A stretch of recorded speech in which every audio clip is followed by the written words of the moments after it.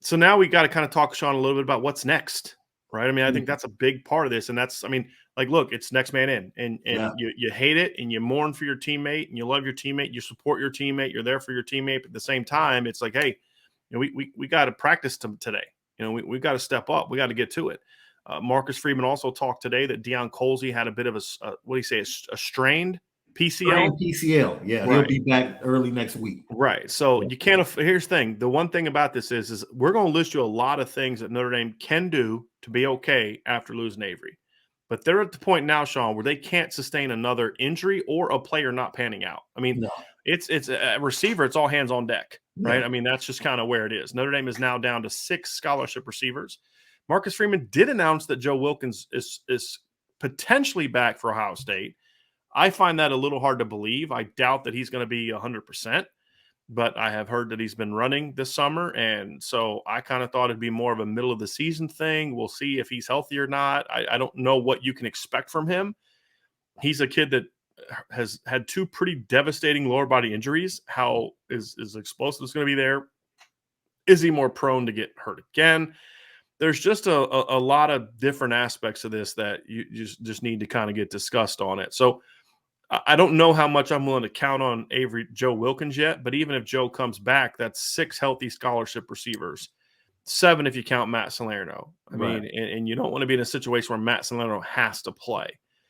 So, number one, Sean, the biggest impact on this is the player that this impacts the most, more than any other on the current roster, is Lorenzo Styles. Because Lorenzo was kind of going to be a little bit of a play everywhere kind of guy. He was going to play outside, inside. He stepped into the slot last year when Avery got hurt the first time. And if you remember, Lorenzo ended the season with an 8-catch, 136-yard performance against Oklahoma State.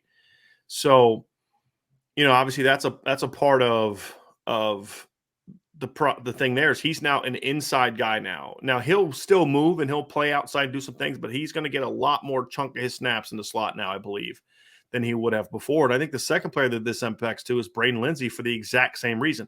Lorenzo was going to kind of eat up snaps between the 2 positions. Avery was going to be an inside guy. Braden was going to be an outside guy. And then Lorenzo was going to take snaps of both. Yeah. Now you're in a situation where Braden's now got to step up and be that guy as the X. You're just going to have to maybe give you 10 to 12 to 15 more snaps a game. Yeah. Right. And give you high quality snaps.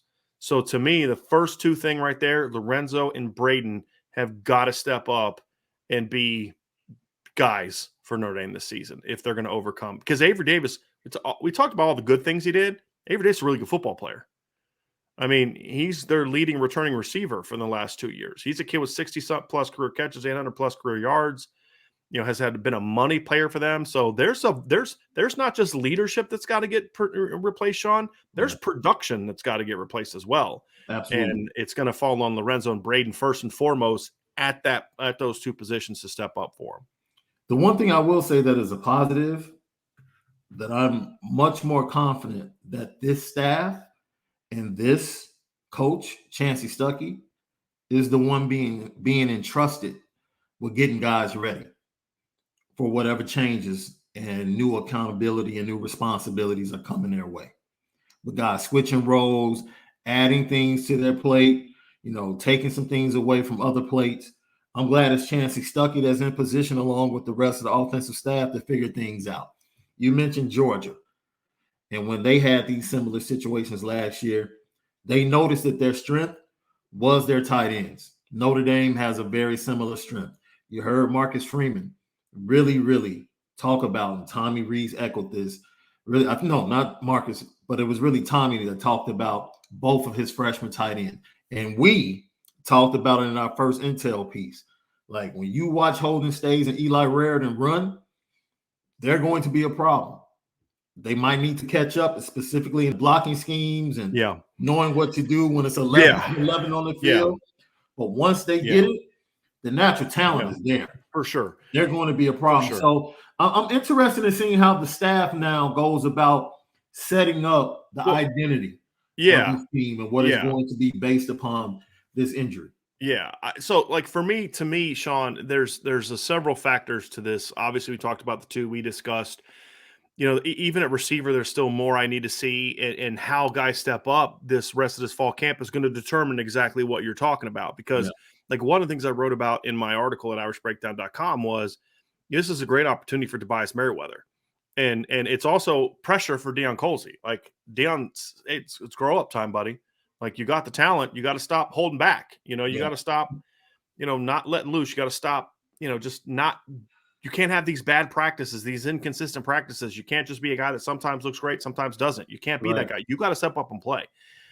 So if Tobias steps up, which so far he has, if he's ready to play, 30, 40 snaps a game, if Joe Wilkins can give you 15, 20 snaps a game, if Tobias Merriweather is ready to give you legitimate 20 plus snap, 15, 20 snaps a game, maybe more, then that allows you to then move Jaden Thomas around more. And, Jaden Thomas right now is going to kind of have to learn the boundary. But if those guys step up in the boundary, then now all of a sudden Jaden can be now part of that 3-man rotation to the field. And then occasionally let Lorenzo go backside. Occasionally let JT go backside. So those guys, Tobias and Deion stepping up, are huge, Sean, because if they do, then I don't think this necessarily changes your identity a ton, because you still have plenty of 11 personnel stuff you can do. And look, people say, man, you're down to 6 scholarship receivers. That's one more than most teams playing their rotation on a game day. Yeah. Right. So it hurts in other aspects we've talked about in the past, scout team and different aspects like that. But you can somewhat salvage that in practice by doing more good one-on-ones and, different things to make sure your best players are going, your best corners and safeties are going against your best receivers and such. So, but if they don't step up, and I don't mean step up just like, okay, they can go out there and take snaps, but step up is like, hey, look, we can throw the ball to this guy.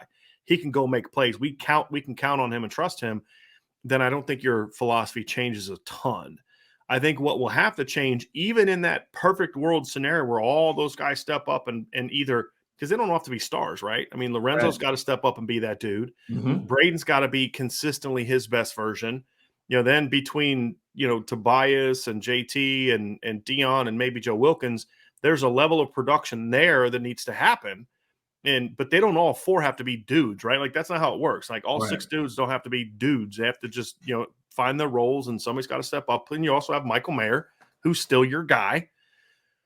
But even in that situation where all 6 of them prove themselves ready to play, you're still in a situation where I got to question whether or not you're able to maybe play 11 as much as you were going to, even in a scenario.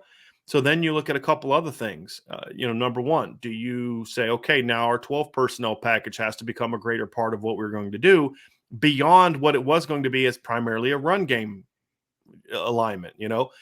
Does this mean there's an opportunity for Kevin Bauman to play more? Does it mean that Kane Barong, who right now is only really impacting the pass game because he's still working back from his injury, so he hasn't been doing a lot of blocking. It's been mostly route running. He's been having an impact in the pass game. Eli Raridan and Holden Stace have both looked good this spring in different times. They're young. They're not going to know the whole offense. So how can you fit them into certain roles? Do you fit them both into the same role? Do you find a niche for both of them? You know what I mean? So between the 2 of them, they can handle one type of tight end role. Yeah. Or do you say, Eli, this is what you're going to do? Holden, this is what you're going to do. Those are all the things that they have to think about and figure out. And you still have 6 tight ends, right? I mean, you got Mayer, Bauman, Barong. You have 5 tight ends: Mayer, Bauman, Barong, and then the 2 freshmen. So there's plenty of bodies there at tight end. Now the question there is they're not a. And Mitchell comes back after like week 4. He'll probably be a little later than that, I would think. But even if he comes back, he's more of a blocking tight end at this point in time, I think, especially coming off the injury. So then it's like, okay, but we know they can do a lot of 12 personnel run the ball. The question, however, is can you go 12 personnel and throw the ball? And can you throw the ball to your second tight end, or is he just going to be a de facto blocker that the defense doesn't have to account for? Because that's not an ideal scenario either. When you go 12 personnel, and this is something I've complained about in the past, when they'd go 12 personnel, especially in 2020, they never threw to the second or third tight end. Like Tommy Tremble had a decent number of targets, but they were early in the season when he was still the starter. He got like 6 catches in the first or second game. Right. And it was just kind of like, well, it's kind of misleading numbers. It's kind of like the Pro-Size Josh Adams numbers in 2015. Like, well, that was a great 1-2 punch. Pro-Size went for 1,100 yards and Josh Adams went for over 700 yards. I'm like, yeah, but they didn't do it at the same time. Like Josh had like one good game against Texas, and after that, he came off the bench and late in the blowout against UMass and had one carry against this team and one carry against. He didn't get his numbers until after CJ went down. Right. And so you've got to prove to them. Otherwise, it's like when Notre Dame goes 12 personnel, we really only got to worry about 4 guys in the pass game. That's it. Makes it a lot easier to stop them. When you don't have a receiving core that's got dudes everywhere. You don't have Alabama's receiving core from a couple of years ago. You don't have Ohio State's receiving core from last year. You don't have Clemson's receiving core from 2018 to where, it's only 4 guys you got to worry about, but they're all 4 really good dudes. Notre Dame's receiving core isn't there right now. So you have to have that second guy has to be a pass game weapon at times. You have to make teams prepared to defend the second tight end in the pass game. And that's my big concern there, Sean, is so to a degree, I do think that somewhat changes their identity. Because if you're going to up the 12 personnel volume, then you have to also up the opportunities that second tight end is going to have in the pass game.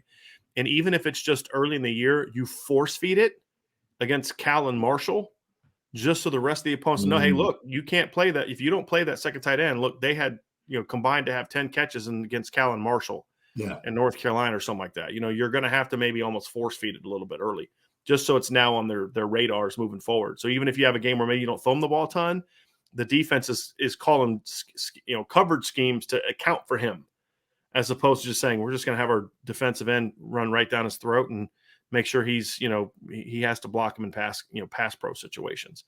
So I think all of that stuff factors into it, and also running back, Sean. I mean, the 21 personnel becomes a much bigger part of their offensive package now, especially if Logan Diggs can be ready for Ohio State. Like that revelation last week that Logan Diggs may be ready for the opener and Joe Wilkins may be ready for the opener takes a lot of the pressure off of the rest of it if they are in fact ready, because you now have 3 running backs ready to go. You now have 7 receivers ready to go, 6 guys that were, recruited as scholarship guys. And Matt Salerno is not a bum, but Matt Salerno is also not a guy you are going to go beat Ohio State with as a guy taking 40 snaps a game, right? We can be honest about that.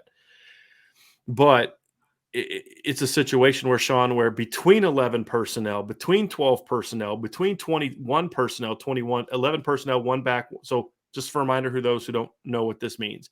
When we say those numbers, the first number stands for the number of running backs on the field. The second number stands for the number of tight ends on the field. And then it's whatever's left over for a receiver to get to 5. So 11 personnel is 1 back, 1 tight end, 3 receivers. 12 personnel is 1 back, 2 tight ends, 2 receivers. 21 personnel is 2 backs, 1 tight end, 2 receivers. So that's what that means for those who have not heard that before, not sure what that means. But 21 personnel is a part of this too. Now, one of the things people say, well, hey, move Chris Tyree to slot. No, not an option.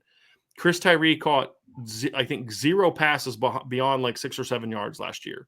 1. He caught 1 around 10, and it was a little leak out of the backfield that he was like literally waiting on the ball.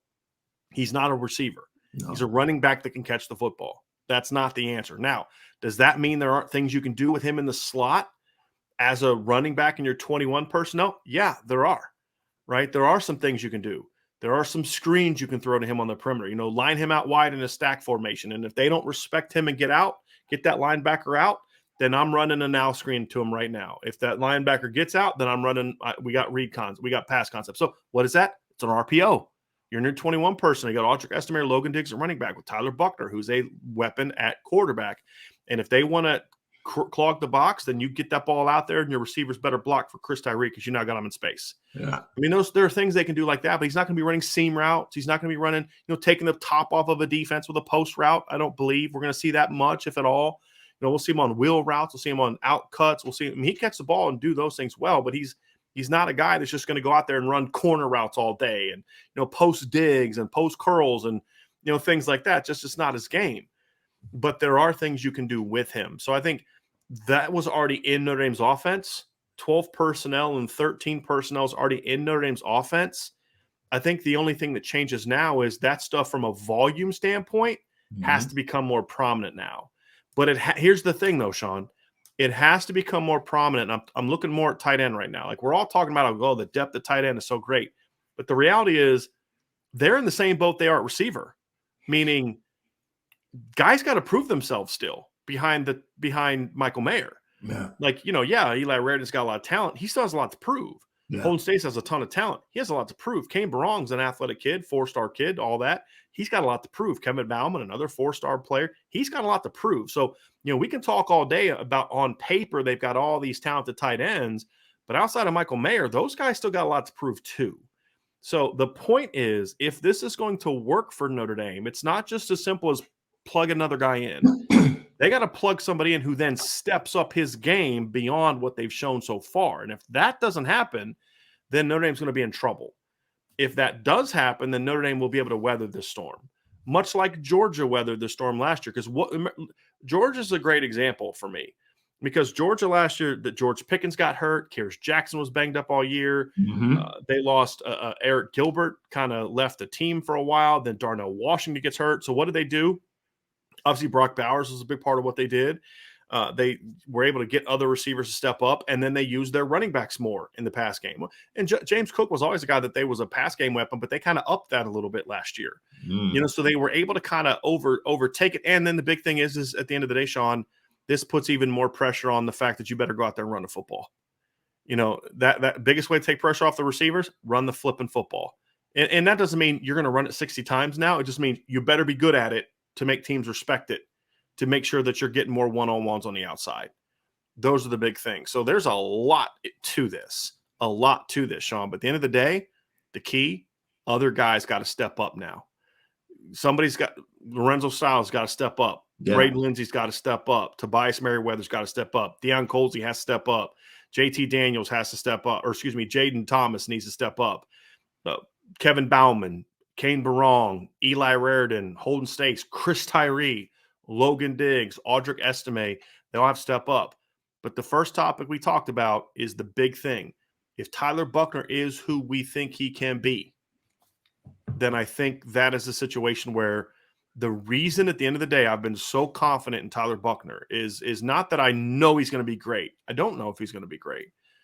But I do believe if he plays his game, Sean, he is the kind of quarterback that can put the rest of the team on his shoulders.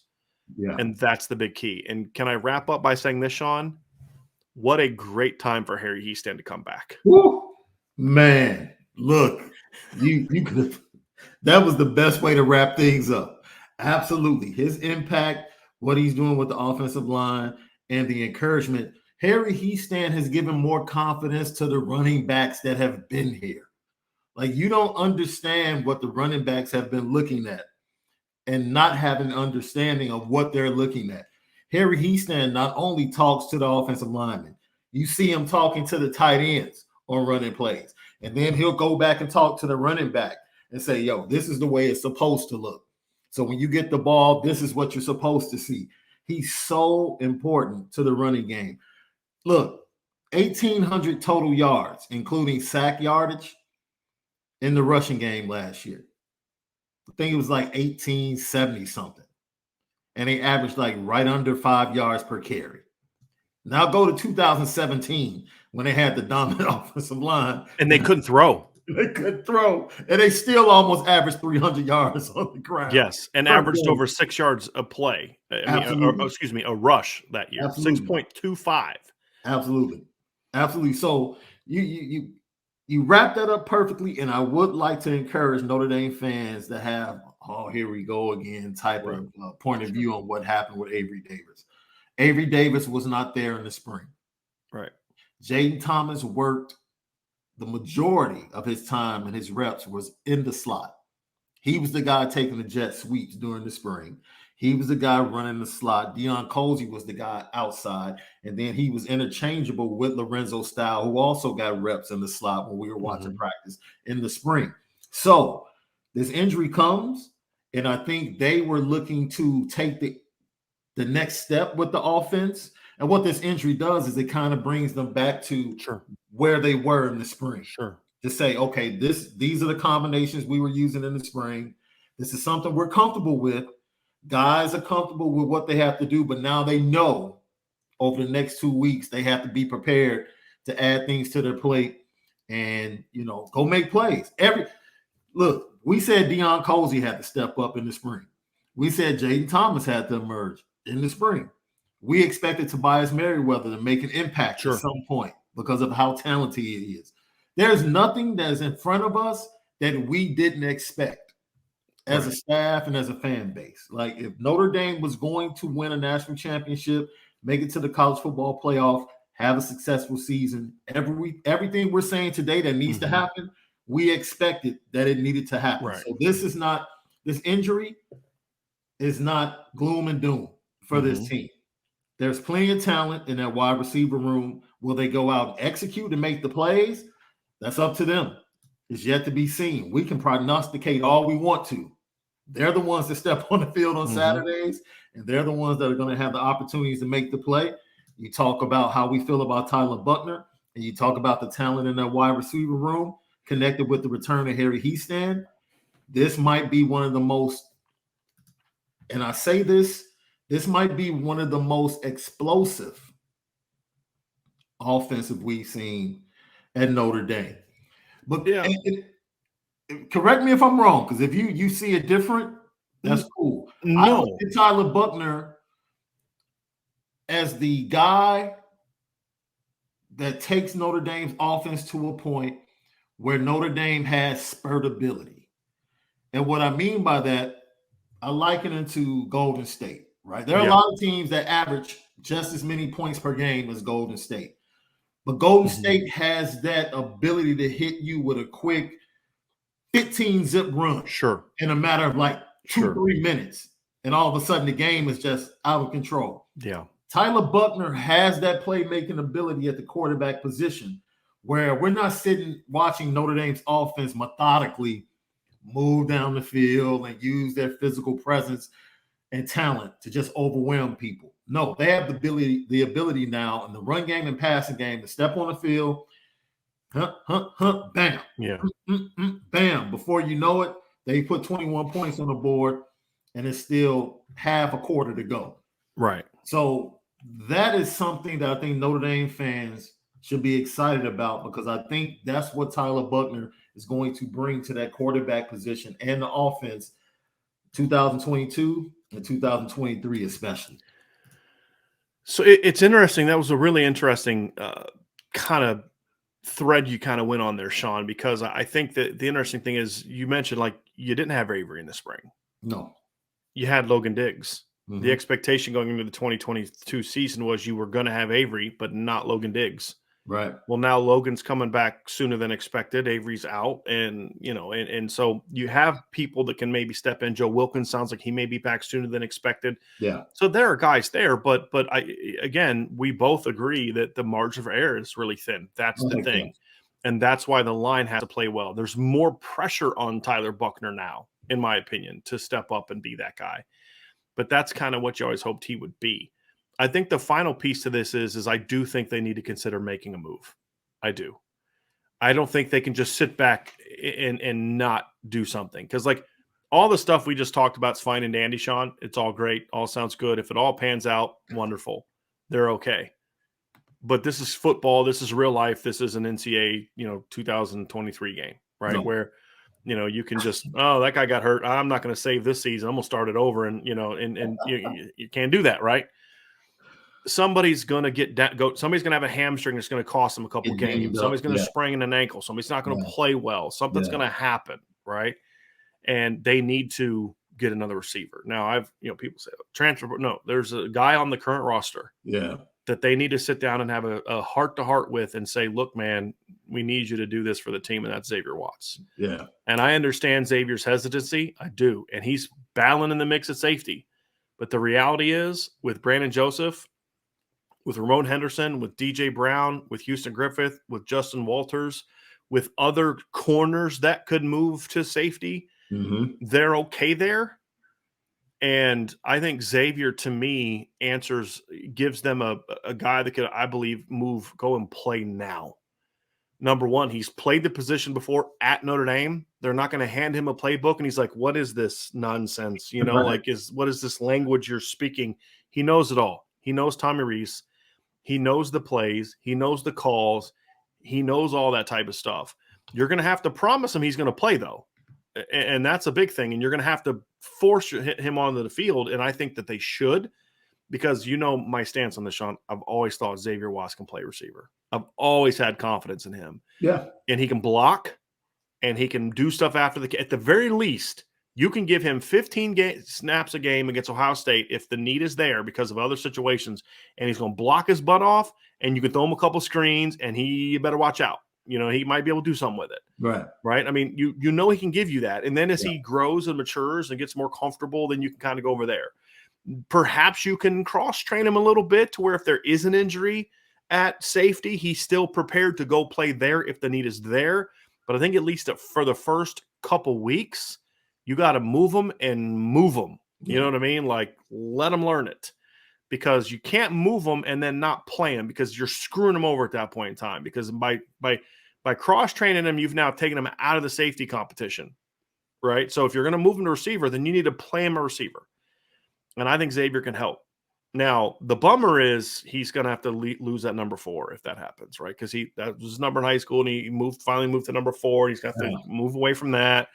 But I think he can help. I think he can play right now. I think he can give you snaps to the field as part of he can give you some Z snaps in the slot. He can give you some X snaps, meaning he could play where Braden plays. He can play where Lorenzo does in the slot. Lorenzo can play both. So you can have 3 guys for 2. Now that also allows you to use Jaden Thomas more to the boundary if that need arises, because Dion and or Tobias are not stepping up, right? So now you potentially have Joe Wilkins, Tobias, JT, and Dion that can all play in the boundary. Tobias can also play the field if all those other guys step up. Jaden Thomas can play all over. Yeah. And now you've got Xavier that can play. And Xavier played some W in the past. That's not where I'd put him, but he has played some W in the past. So I think adding an athlete like Xavier Watts can help. And again, when I say help, it's not about helping you get numbers back to normal. Yeah. It's not moving him over there so the scout team has a better receiver to go against. That's not the move to make. If that's what you're going to do with him, leave him where he is, because that hurts your football team, because he's going to help you on defense. He's going to play on defense in some capacity.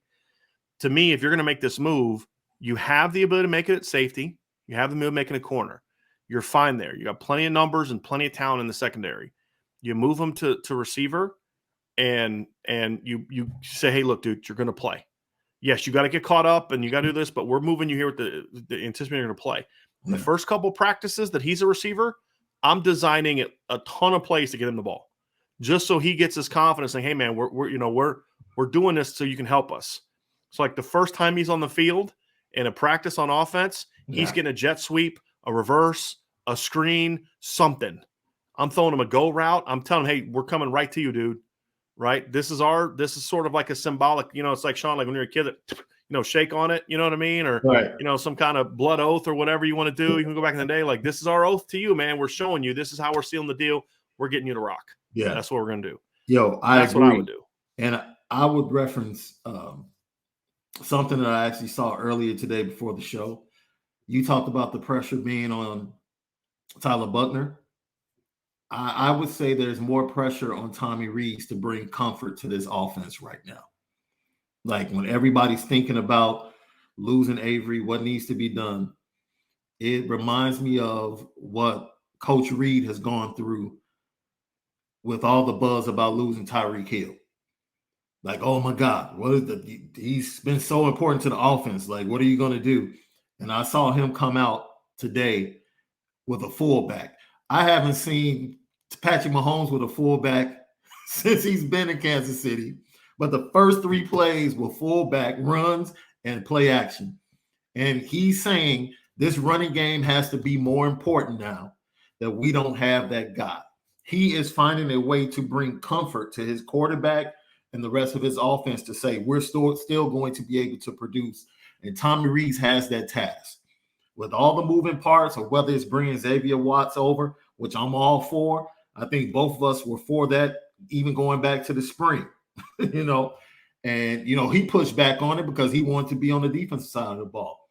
But if he is selfless, like Avery Davis, he will recognize, you know what, my team really needs me right now at this position.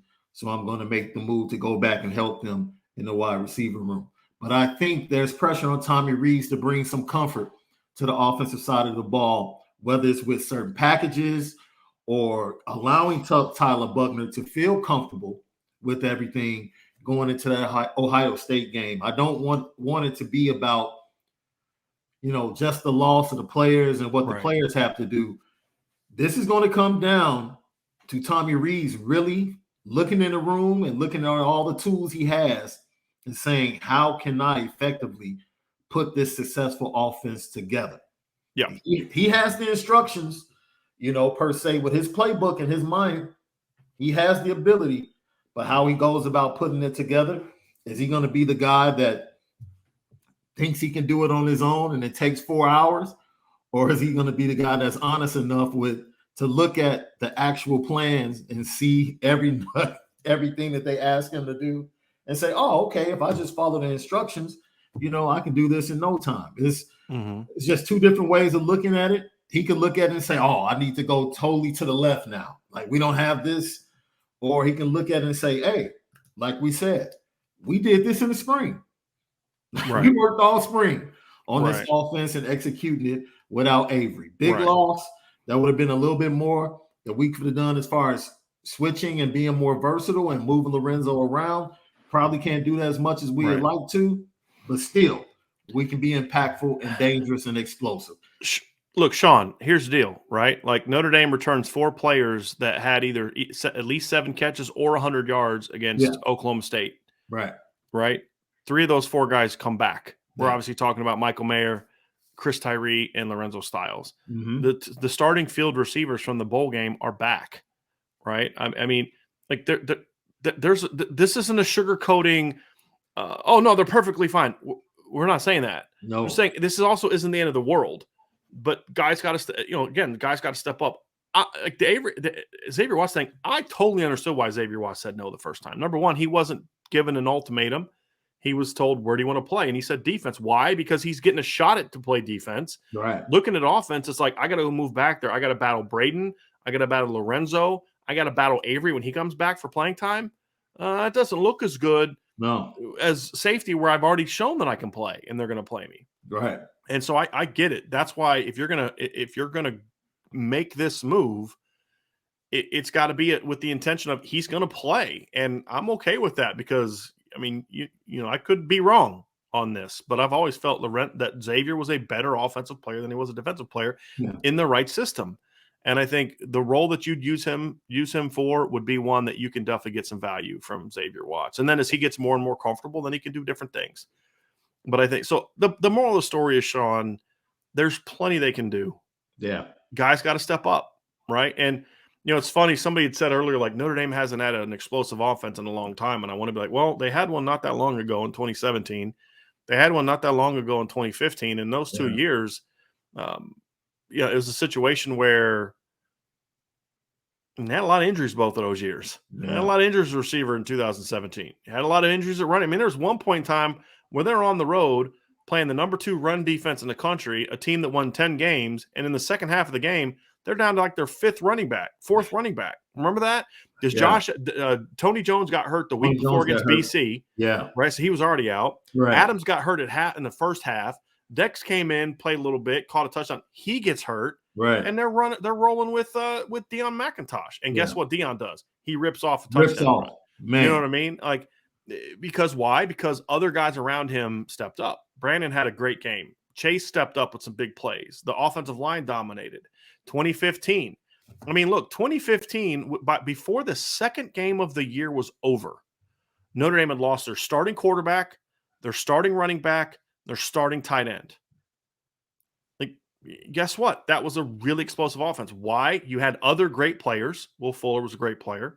But you had guys step up. Deshaun stepped up and played well that year. CJ stepped up, and Josh Adams stepped up, and Chris Brown stepped up, and Alize Mack stepped up.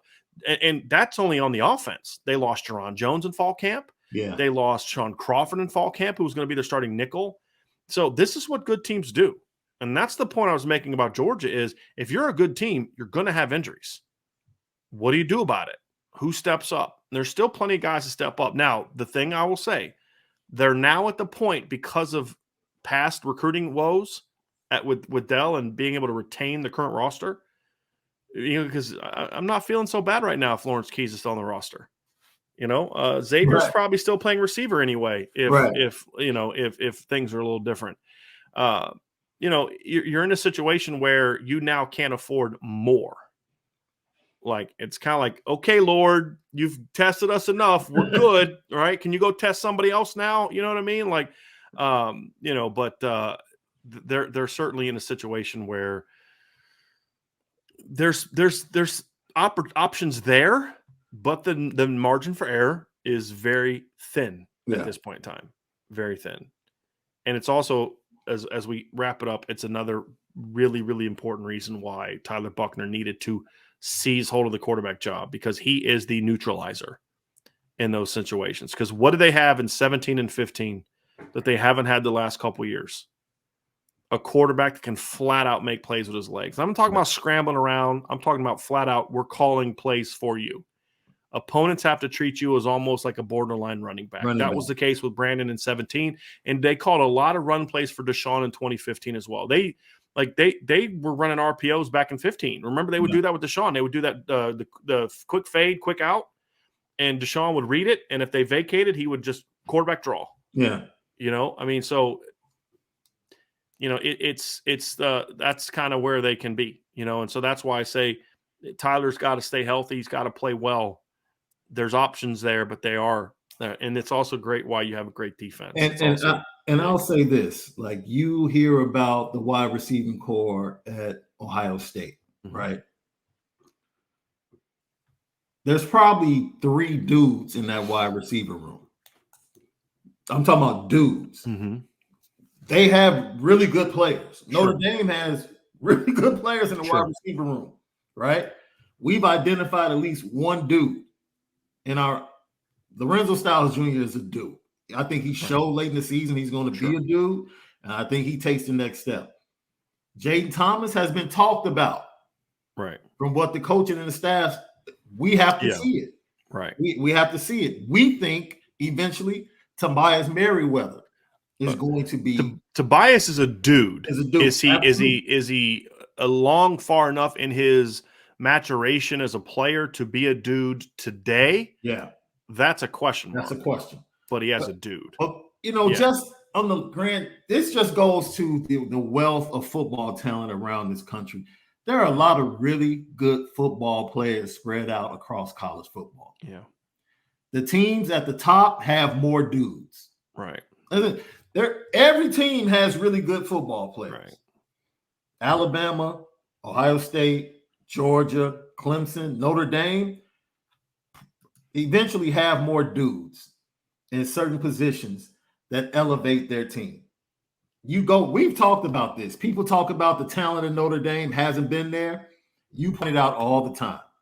It hasn't been the talent. Maybe at certain positions you can point out that talent has been better in other programs, but Notre Dame has been good enough to go on the road and compete against Georgia. They've been good enough to beat Georgia at home when Georgia made the national championship game and lost to Alabama. They didn't get it done.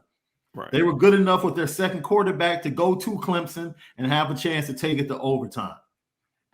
Number 2 quarterback, number 2 running back, number 2 tight end. Absolutely. So this narrative that Notre Dame doesn't have enough talent, hasn't had enough talent, stop. Right. Stop. Notre Dame has the talent. They're increasing the talent in recruiting. Now it's all about them making the plays in the moments. If they make the plays in the moments in the Fiesta Bowl, they come away with the win. Point blank. It's not like they didn't have the opportunity. They had the opportunity. Now, with this schedule, they have 3 big opportunities to show that they've taken that next step and matured as a program and as a team to not only compete, which they've done. You can't come into this Ohio State game saying they haven't competed in big games. They've shown they can compete in big games. Can they get over the hump and make the necessary plays to come away with the victory? That's the next step in the maturation of this program and this football team. They get a chance to show it. They believe, Brian. These players believe that they have everything they need to do it. And that's what the 15 team believed. You know that. Yeah. That's what the 17 team believed. Yeah. This is something Marcus Freeman made a really interesting comment today, and I want to segue to the second topic here in a second. But Marcus Freeman had a comment today where he talked about, they asked him about captains.